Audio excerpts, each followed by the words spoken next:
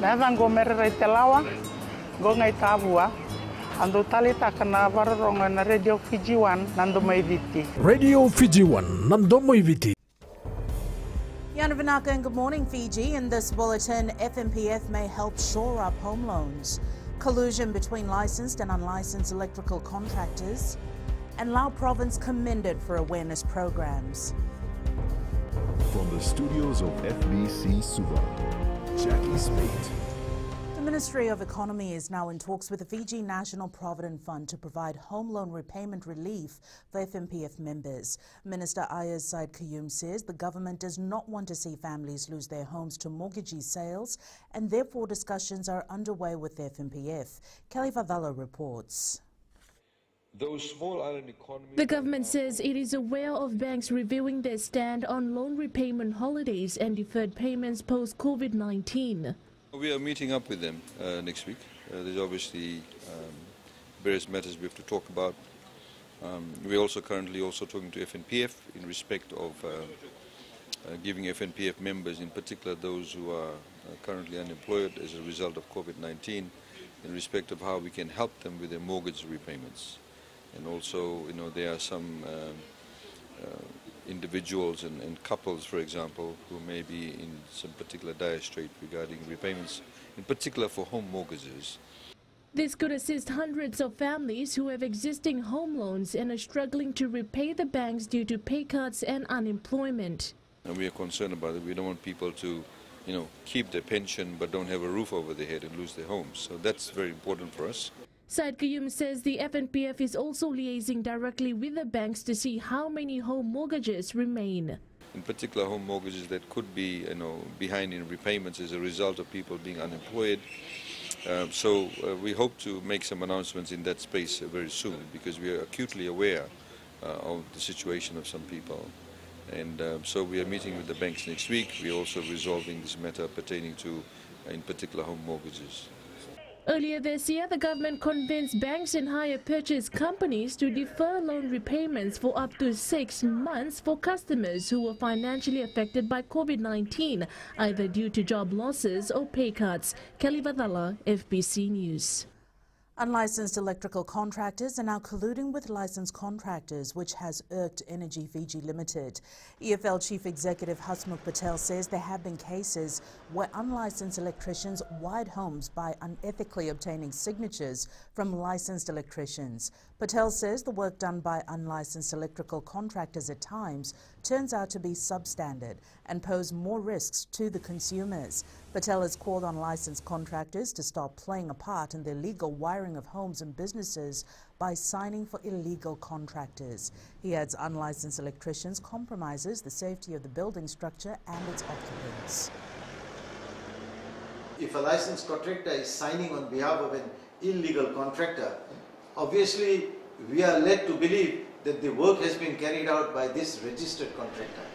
Unless someone tells us, no, he just signed in, there's another person who actually came and did the work.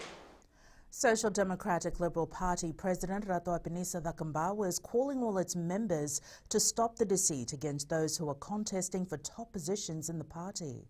A number of posts have surfaced on social media where certain members who are contesting the election have been accused of being disloyal. These include the likes of Aseri Randrondro, Sitiveni Rambuka and Linda Tambuya, who have been copping flack on social media. Ratu Apinisa says he has decided to make the call in a bid to correct misinformation on various social media platforms linked to the selection process of President and Vice President. There have been numerous names being floated around social media, in particular where people have shown their support for different candidates, which has ended in mudslinging. The Facebook page is run from overseas, which is being used to discredit those vying for leadership positions at the upcoming AGM. Raki Market is an important avenue not only for the Agriculture Ministry but to farmers in the Western Division as well. Speaking to vendors, Agriculture Minister Dr. Mahindra Reddy says the Raki Market has accommodated many sales and has the potential to further boost people's businesses. Dr. Reddy says business is starting to slowly pick up post-COVID-19. So every marketplace, whether it's Raki Market, whether it's roadside stores, are very important for us, those who are engaged in agriculture, farmers and agriculture ministry officers as well. We look on the export as much as we can to bring back some economy back to Fiji, bring back some revenue that helps us.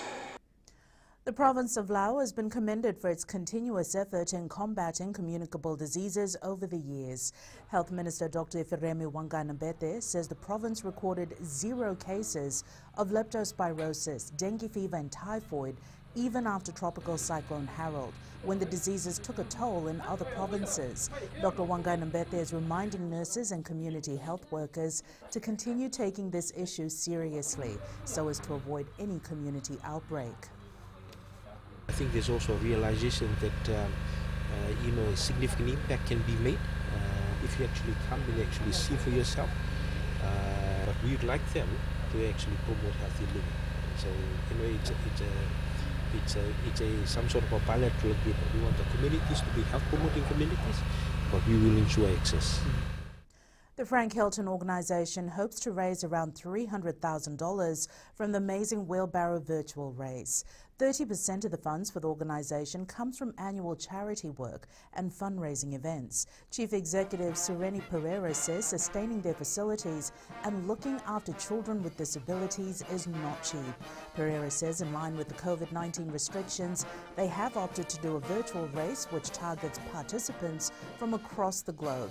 She says in the past 4 years, the wheelbarrow race would rake in around $80,000. So the virtual race will help them raise more to cater for their expenses. The race is very exciting because it does not limit people only in Fiji and teams only in Suva to participate. It's open to anybody anywhere around the world, so you can actually create your own team with friends and colleagues and family in Australia or New Zealand or the US. Up ahead, we have to accept the rules, says FRU. And NETBALL Fiji impressed with youngsters.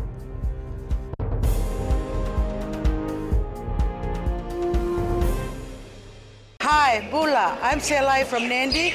I love Gold FM, only the classic hits. Gold FM, only the classic hits.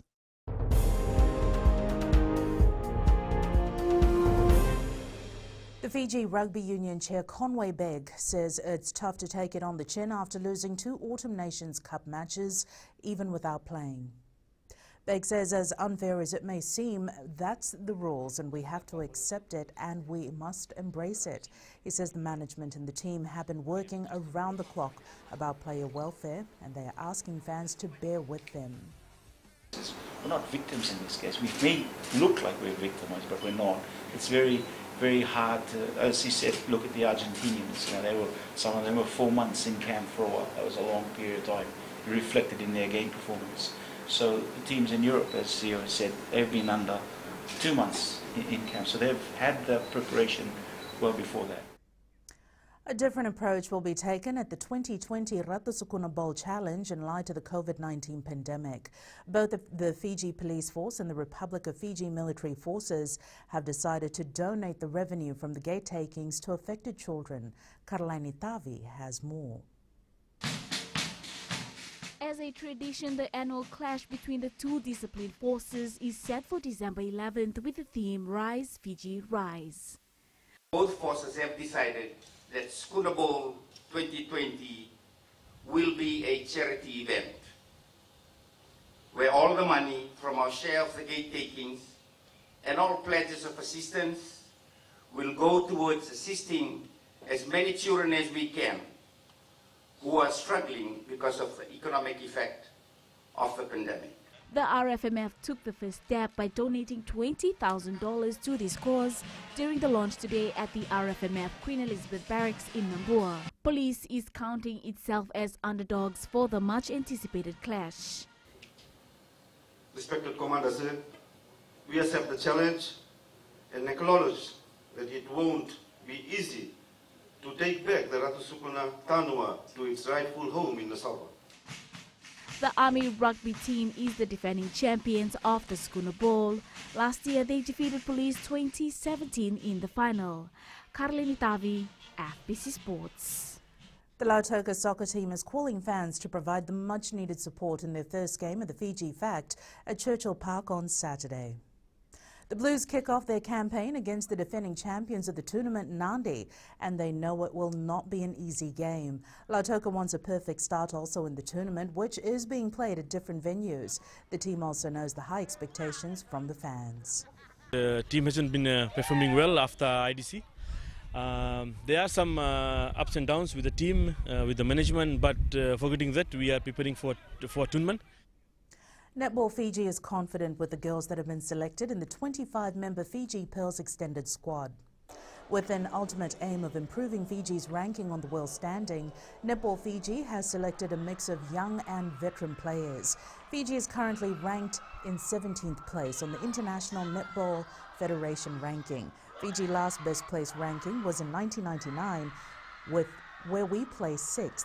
Netball Fiji President Rubian Sorovaki says there is still a lot of work to be done to achieve their goal. Netball Fiji is encouraged that the squad and the selected athletes have displayed the qualities that we need to move us up in our ranking. That's our ultimate goal. There's a lot of work going on in the background to make sure that happens. The preparation for the 8 swimmers vying for a spot in the Olympics is back on track. Some of the swimmers participated in the age group nationals at the Damoda Aquatic Centre in Suva on Monday. They are Taichi Vakasama, Epeli Rambua, Netani Ross, Demafa Yalimai Wai, Moana Wind, Matili Tambuan Romo, Cheyenne Rova, and Yolani Blake. Fiji Swimming President Ben Rova says he is impressed with the swimmers' performance over the 3-day tournament.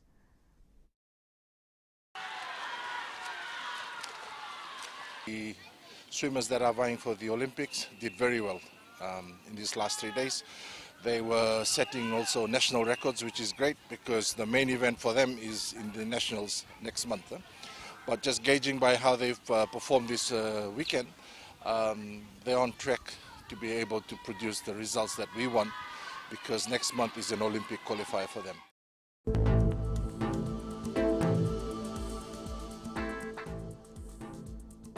Quick look at the weather map for today. It is Thursday, the 19th of November. Expect occasional showers and a few thunderstorms over the eastern parts and the interior of the larger islands. Elsewhere, fine apart from isolated afternoon or evening showers and possible thunderstorms.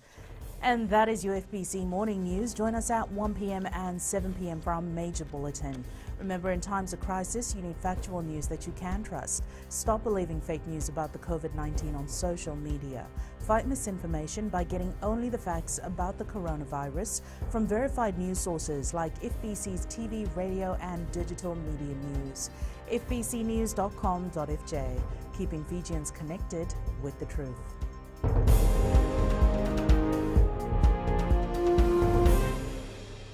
Hi, my name is Prashant. I live in Suva.